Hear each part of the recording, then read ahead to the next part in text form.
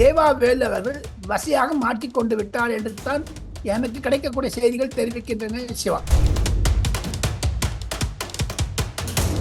ரகசியங்கள் வெளிப்பட்டு விட்டது. அங்க கம்ப்யூட்டர் எடுத்த பொழுது அதில் ஒரு சிக்கி இருக்கிறது என்று நான் தமிழக டிஏவிசி மூலமாக கேள்விப்படுகிறேன். கண்டுபிடிச்சிருக்காங்களே, அது நீங்க எங்க வந்தாலும் கண்டுபிடிச்சிடலாம். நீங்க ஒதுக்கி வச்சாலும் சரி, ஒதுக்கி வைக்காட்டாலும் சரி, அந்த ஃபுட் பிரிண்ட் என்று ஆங்கிலத்தில் சொல்லுவார்கள். அவருடைய தொலைபேசிகள்லாம் எடுத்துன்னு போயிருக்காங்க, 3 தொலைபேசியை. அதுல என்னெல்லாம் டவுன்லோட் பண்ணிப்பாங்க. கடந்த 6 வருஷமாக அவர் இந்த போனை யூஸ் பண்ணிட்டு இருக்காரு. 6 வருஷத்துக்கு டீட்டெயில் கிடைச்சிடும்.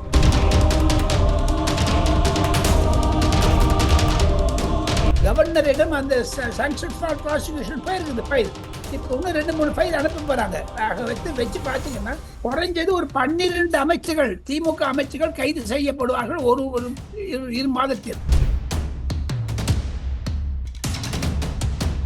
இந்த மாதிரி ரெய்டு நடப்பது திமுகவினுடைய அரசியல் எதிர்காலத்தை விஜயனுடைய அரசாங்கம் கெடுக்கிறது, சுருக்குகிறது. எப்படி கரூர் விஷயத்தில் ஏவா வேலுடைய வழக்கறிஞர்கள், ஏவா வேலுடைய சார்ட்டர்ட் அக்கவுண்டன்ட் இருவரையும் கூடிய விரைவில் தமிழக போலீசார் விசாரணைக்கு அழைக்க இருக்கிறார்கள். பிறகு ஏவா வேலு கைது செய்யப்படுவார்.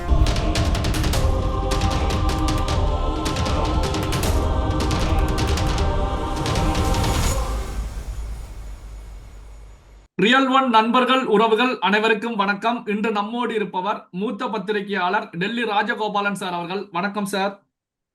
நமஸ்காரம்பா, வணக்கம் சார். முன்னாள் அமைச்சர் ஏவா வேலு அவருடைய இல்லங்கள் உள்ளிட்ட 20க்கும் மேற்பட்ட இடங்களில் லஞ்ச ஒழிப்புத்துறை அதிரடி சோதனை நடத்தி இருந்தாங்க. இந்த அடிப்படையில் தான் 40 லட்சம் ரூபாய் முக்கியமான டாக்குமெண்ட்டுகள், டிஜிட்டல் டாக்குமெண்ட்டுகள் எல்லாமே கைப்பற்றி இருப்பதாக சொல்லப்படுகிறது. அதே நேரத்துல ஏவா வேலு தரப்புல நான் பரிசுத்தமானவன், சட்ட ரீதியாக இதை சந்திப்பேன் அப்படிங்கிறாங்க. இதை எப்படி சார் டெல்லியில பாக்குறாங்க? தமிழக வெற்றி கழகம் ஆட்சிக்கு வந்தவுடன் சிவா பல புகார்கள் கிடைத்தது. அந்த புகார்கள் மூலமாக எனக்கு கிடைத்த தகவல்கள் முதலமைச்சர் அலுவலகத்தில் இருந்து மொத்தம் 4800 புகார்கள் வந்திருக்கிறது. வந்துட்டே இருக்குது. அது இமெயில்ல வருது, லெட்டர்ல வருது, இதுல எல்லாம் வந்துட்டே இருக்குது. அதெல்லாம் ஒருமைப்படுத்தி அறப்போர் இயக்கம் கொடுத்த புகாரின் பெயரில் இந்த ரெய்டு நடந்தது. இந்த ரெய்டு நடக்க போகிறது என்று அறப்போர் இயக்கத்துக்கும் தெரியும், ஏவா வேலுக்கும் தெரியும். ஆனால் அவர் ஏன் அந்த வீட்டுல 40 லட்சம் ரூபாய் வச்சிருந்தாரு? அவ்வளவுதான் இருக்கும் அவர் வீட்டுல. அதை தவிர விஜய் அவர்கள் முதலமைச்சர் ஏற்கனவே ஓப்பனா சொல்லிட்டாரு, யார் ஊழல் பண்ணாலும் விடமாட்டேன்.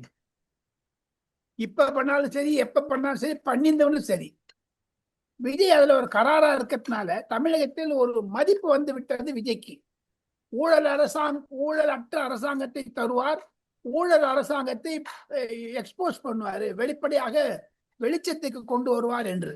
அதன் ரீதியாகத்தான் ஏவா வேலு வீட்டுல ரெய்ட் நடந்தது. 12 இடத்துல 13 இடத்துல நடந்தது. வேலு அவர்களுடைய நிருபர் கூட்டத்தையும் நான் பார்த்தேன். பல ரகசியங்கள் வெளிப்பட்டு விட்டது.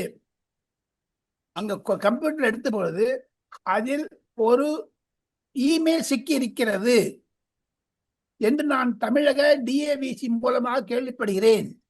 அந்த இமெயில் என்பது ஒரு குறிப்பிட்ட நபரிடம் கொடுக்கல் வாங்கலை பற்றி இருக்கிறது. அதன் மேல்தான் விசாரணை நடக்கும். இப்போ கூடிய விரைவில் ஏவா வேலு விசாரணைக்கு அழைக்கப்படுவார் தமிழக போலீசாரால்.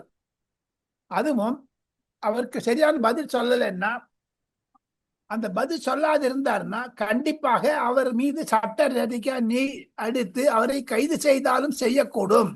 ஏவா வேலுதான் முதல் முறையாக திராவிட முன்னேற்ற கழகத்தினுடைய சார்பில் அவர் செய்த ஊழலில் அவர் கைது செய்யப்படுவார்.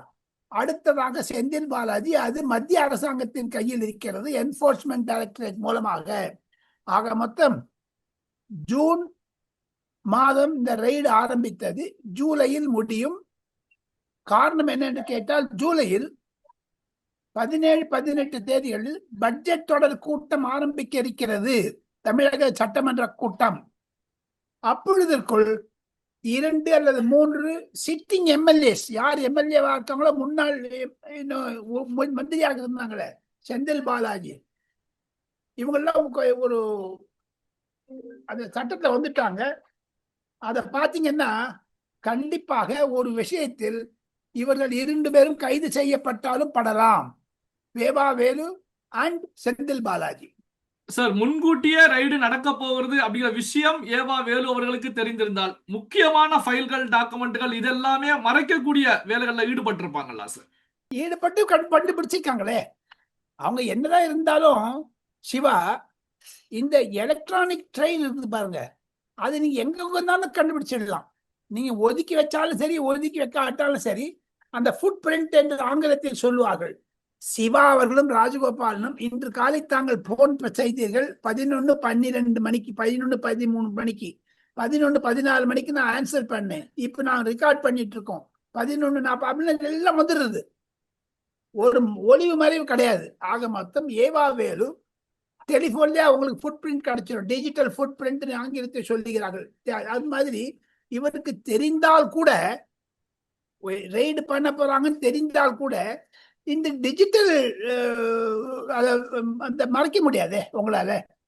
ஏன்னா 2023 இவர் தொலைபேசியில் பேசியதும் 2023 இவர் இமெயில் அனுப்பியதும் கண்டுபிடிக்கப்பட்டு விட்டது.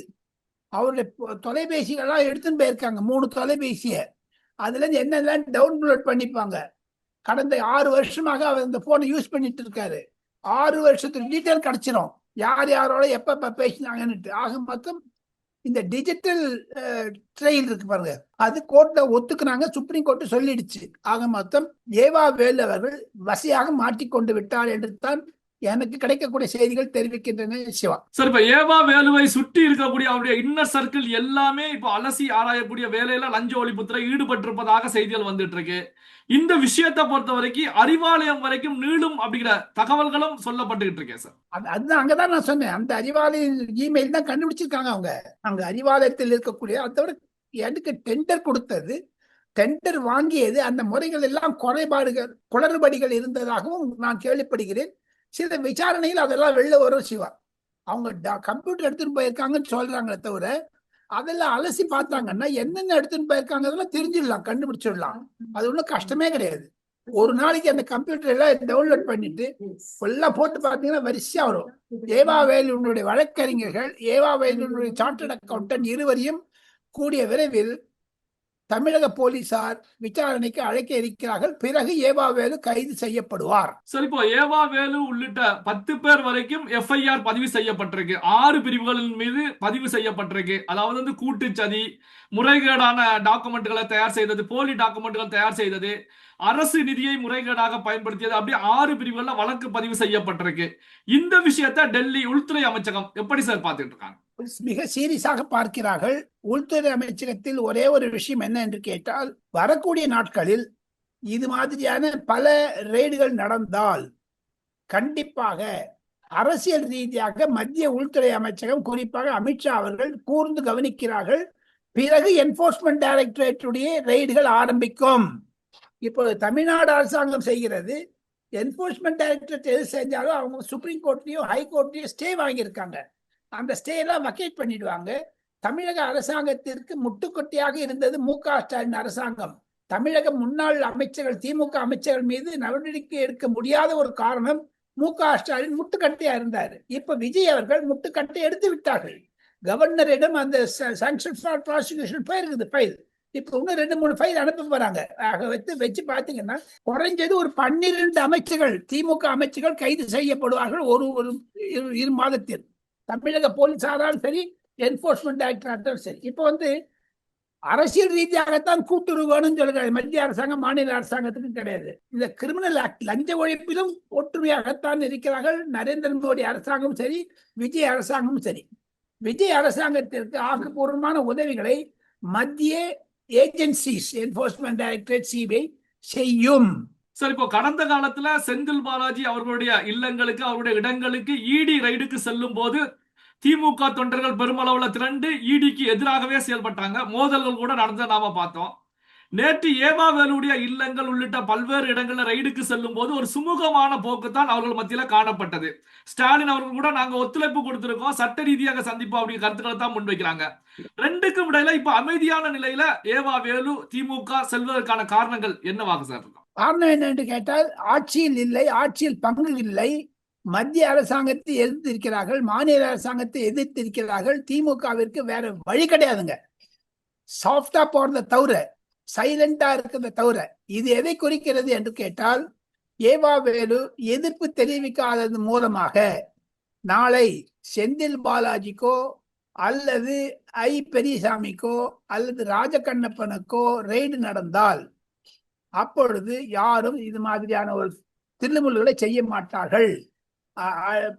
அதாவது என்னன்னு கேட்டீங்கன்னா, ராஜா போனாரு, அந்த கதவை தரன்னு திறக்கவே இல்லை அவங்க. அதோட திமுக ஸ்போக்ஸ் பர்சன் வழக்கறிஞர்லாம் போனாங்க, ஏதோ தெரிஞ்சுக்கணும்னு. ஏதோ கட்சி தலைமை அலுவலகத்தை அடிச்சிருக்காங்க, ஒண்ணுமே நடக்கல. அதற்கு காரணம் என்னென்று கேட்டால், சிவா ஒரு நாள் முன்னாடி தான் இது ரைடு வரப்போகுது வரமாட்டு தெரியாது இருந்தா கூட மகாபலிபுரம் பக்கத்துல கலைஞர் நூற்றாண்டு விழா மண்டபம் திறக்கிறாங்க, கட்டிட்டு இருக்காங்க. மத்திய தமிழக அரசாங்கத்தினுடைய நிதி மூலமாக. அது தமிழக அரசாங்க மந்திரிகள்லாம் போய் பார்க்கல, ஸ்டாலினும் ஏவாவேலும் போய் பார்த்தாங்க. அதுக்கு அது என்ன பண்றாங்க ஏது பண்றாங்க சொல்றதுக்கு அந்த ஒரு இணைப்பு மூலமாகத்தான் ஏவாவேலு அதிகமாக செயல்படுகிறார். ஒருவேளை ஏவாவேலுவை திராவிட முன்னேற்ற கழகத்துடைய பொதுச் செயலாளராக போட்டாலும் போடலாம் என்ற செய்திகள் வரும் பின்னணியில் இந்த மாதிரி ரெய்டு நடப்பது திமுகவினுடைய அரசியல் எதிர்காலத்தை விஜயனுடைய அரசாங்கம் கெடுக்கிறது, சுருக்குகிறது. எப்படி கரூர் விஷயத்தில் திமுக விஜய் மீது ஒரு கிரஷ் பண்ணணும்னு பார்த்தாங்க, நெசுக்கணும்னு பார்த்தாங்களோ, அதே மாதிரி இப்ப விஜய் அரசாங்கம் திமுகவையும் வேலுவையும் முன்னாள் அமைச்சர்களும் நெசுக்க பார்க்கிறார்கள், கிரஷ் பண்ண பார்க்கிறாங்க. அது டிட் ஃபார் டாட், எனக்கு ஏட்டிக்கு போட்டியா பண்றாங்க. சார், இந்த விவகாரம் குறித்து ராசா அவர்கள் பேசும்போது, நாங்க 1,70,76,000 கோடி விவகாரத்தையே சட்ட ரீதியாக உடைச்சு எறிஞ்சிட்டு வந்தவங்க, சோ இந்த விஷயத்தையும் சட்ட ரீதியா இல்லாமல் பண்ணி விடுவோம் அப்படிங்கிற கருத்துக்களை முன்வைக்கிறாங்களே சார். ஜெயிலுக்கு போனப்ப தான் சொல்ல போறாரு. இவர் ஜெயிலுக்கு போறது முக்கியமாச்சுங்க. ஜெயிலுக்கு என்னைக்கு போனாலும் சரி, ஒருவேளை அந்த கோர்ட் இவருக்கு எதிர்த்து சொன்னா என்ன பண்ணுவாங்க, அது ஏன் சொல்ல மாட்டேங்கிறாரு. ஆக மொத்தம் மகாராஜா சொல்லுவதும் இந்த மாதிரி ஒரு குளறுபடிகள் இருப்பதும் வரவேற்கத்தக்கது. அதைத்தான் தாவேகா அரசு எதிர்பார்க்கிறது. காரணம், திமுக கட்சி உள்ள ஒரு குழப்பத்தை உண்டாக்க வேண்டும் என்பதுதான் தாவேகாவுடைய எண்ணம், ஆசை. பல்வேறு முக்கியமான தகவல்கள், செய்திகளை நம்முடைய உறவுகளுடன் பகிர்ந்து கொண்டதற்கு நன்றி சார். தேங்க்யூ.